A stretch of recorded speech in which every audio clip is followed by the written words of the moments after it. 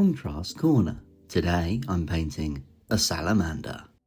I've given this guy a 3-stage dry brush and I've gone with the unhelmeted version because we're going to have a crack at that classic charcoal grey skin and give it a little tickle. I actually first tried out Karandras Green when I was looking for a scheme for Dark Angels with the idea of mixing it with maybe another couple of greens. But when I tried it out, it was so vibrant and covered so well that I thought this is going to be a great colour for salamanders. This episode of Contrast Corner is sponsored by Wayland Games, and to say thank you, I'm painting their logo with a random speed paint. This week is Croxagore Scales. Don't forget to head on over to Wayland Games for all of your hobby needs. I must admit I'm really surprised at how well this green covers, and I'm just trying to think what else it could be used for. Naturally, something for Necrons comes to mind. When I'm looking at colours for the Slapchop style method, I always go a couple of shades lighter just to give that extra contrast. I'm then going to go in with a little tickle of Black Legion, and I've actually slightly watered this down.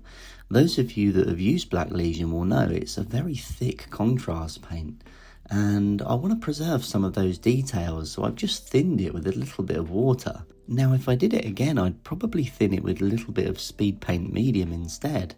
It just keeps the pigment flowing slightly nicer.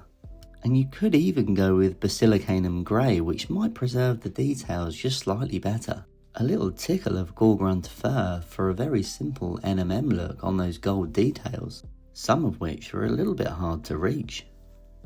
For the slightly lighter areas, I'm going to go in with Basilicanum Grey, and actually it just gives a little bit of a variance. And for the skin, I'm actually going with a mix of Basilicanum Grey and Space Wolves Grey, and I think it works quite well. An absolute staple for your contrast paint range is Flesh Tearers Red, and another staple is Skeleton Horde. These work really well for the purity seals. I'm going to use Magmadroth Flame for the base, and I'm hoping we can get a cool effect when we layer back over with a bit of Black Legion. I think this actually works quite well for a quick and dirty lava base effect. And then I'm just going to finish the base off with a couple of dead bits of grass. And there we have it. This is what a salamander looks like painted completely in contrast paints.